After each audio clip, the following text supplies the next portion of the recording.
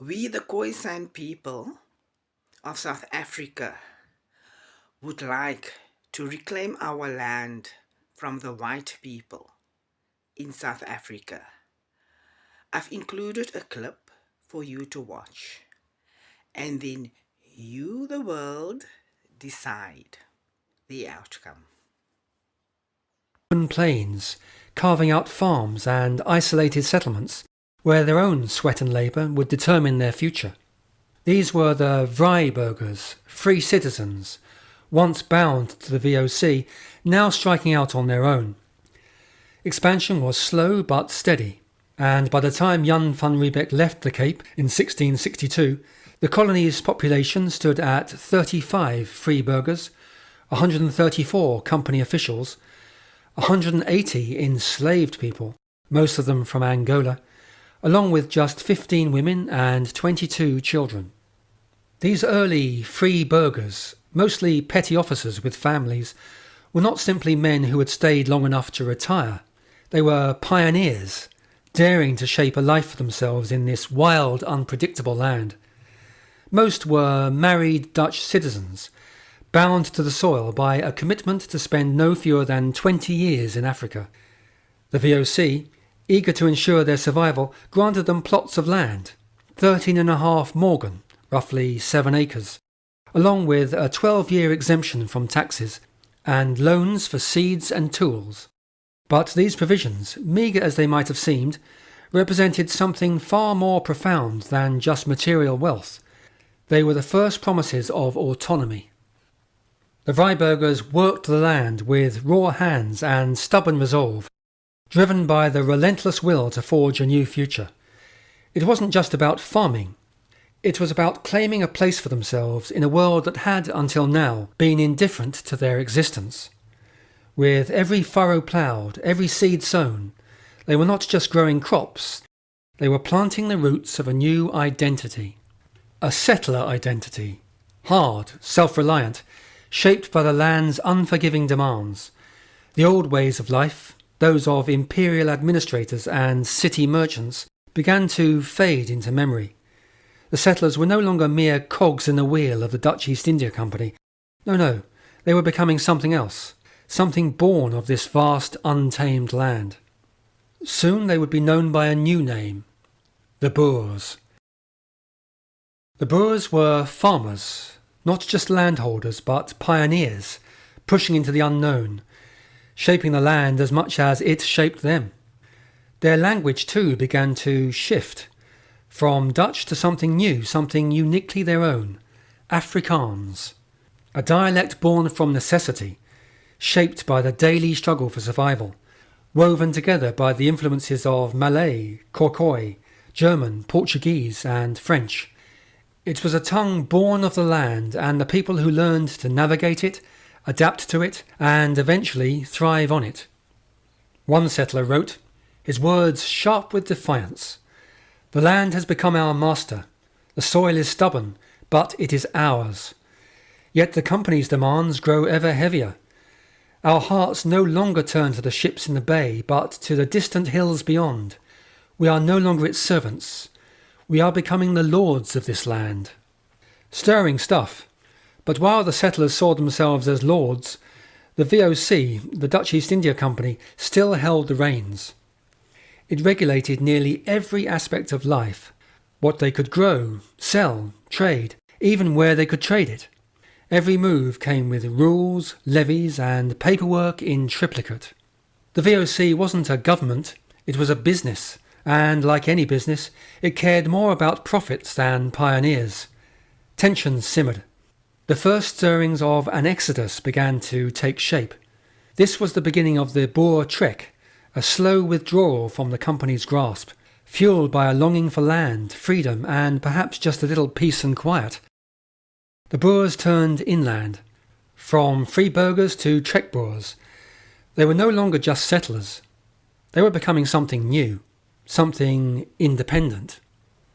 As the Boers left the coastal plains behind, they encountered the Khoikhoi once more, but this time in greater numbers.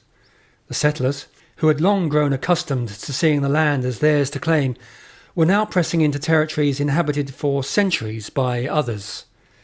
And these people, who had once watched their movements from a distance, now observed them with wary eyes. One settler wrote, "The native tribes watch us with suspicion as we push further into their lands. They are not our friends, nor will they ever be. Our only hope lies in securing our place in this wilderness, and that we know will take strength." As the Boers pushed deeper into the heart of South Africa, the winds of conflict began to stir. What was once a relationship built on trade, cattle for goods, barter for survival, began to sour. With each step inland, the Boers stopped seeing the Khoikhoi as trading partners. No longer was the land viewed as shared space for mutual benefit. Now it had become a battleground. To the Boers, land was no longer just a necessity, it was ownership, something they believed was rightfully theirs to claim. The Khoikhoi, once a distant presence, were now becoming a symbol of resistance, an obstacle that stood between the Boers and their vision of the land. And in this shift, something darker began to take root. The Boers, who had once been defined by their isolation and self-reliance, were growing more aggressive. Their sense of entitlement, born from their struggle to survive, had evolved into something more dangerous. It was no longer just about surviving the land. It was about conquering it. The vast, unforgiving veldt, so indifferent to their survival, now fed their hunger, not just for space, but for power. As the conflict with the Khoikhoi deepened, their frustrations also began to turn inward. Their disillusionment with the Dutch East India Company reached a boiling point, and the company was not blind to the unfolding situation.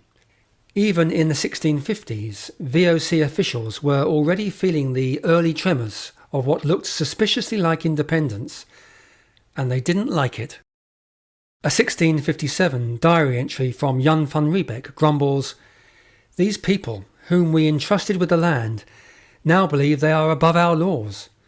Their defiance, their insistence on farming as they please, and their blatant disregard for our restrictions all speak to a dangerous spirit of rebellion." And this from a VOC report 2 years later. The Boers, though initially granted lands, seem increasingly disinclined to comply with our regulations. They push back further from our reach, establishing their own laws and customs as they see fit. The Boers' defiance was no longer a quiet murmur. It had acquired volume and confidence. Their trek inland wasn't just about finding fertile ground. It was also a not-so-subtle way of saying, "We've had enough of the forms and the red tape." This was a challenge, not only to the indigenous communities they encountered, but to Dutch authority itself. As the trek Boers drifted ever further from Cape Town, wagons creaking, livestock trailing, the VOC began to realise these farmers weren't just growing crops, they were growing ideas, unruly, self-governing, and increasingly out of reach. In this vast, unforgiving land, the Boers forged a character that would resonate through South African history, a spirit that defied control, resisted authority, and remembered even generations later in the Boer War how their ancestors had once stood up to the mighty VOC. One settler, writing in his journal around 1670, captured the mood amongst the free burghers. "We came to build something of our own. The company speaks of laws and boundaries, but they know nothing of this land. They sit behind walls in Cape Town, while we break our backs on the soil. It is we who fend off the beasts, who bury our children in dry ground, who trade with the tribes when the company offers us nothing but debt and orders. We do not need their permission to live. The veldt calls to us, and beyond it, freedom." This was no mere grumbling. It was the beginning of a rupture. The Boers were no longer content to be subjects. They were becoming something else. Landowners, survivors, and, slowly, rebels. So there was nuance in the establishment of the Cape. In 1652, the settlers were all part of a single Dutch colonial venture, but distinctions soon emerged. Over time, a divide opened between the urban, Cape-based Dutch and the more rugged, independent Boer farmers of the interior. Others came too, refugees from persecution like the Huguenots, but their arrival was more than a peaceful migration. It marked a cultural shift that would echo far beyond the Cape and influence the long story of Boer defiance. When the first rough houses rose at the Cape of Good Hope, no one could have imagined they were laying the first stones of a future nation. And yet, from that tiny colony grew a people who would, centuries later, stand and defy an empire, In the British Empire. conclusion, our white South Africans are rebels, and they also come from all over the world. They also come from Britain, and then the British came. The Boer-Anglo War. The Boer-Anglo War is where the British Army fought a bitter war against the Vryburgers, the Vryburgers, or the Boers in South Africa.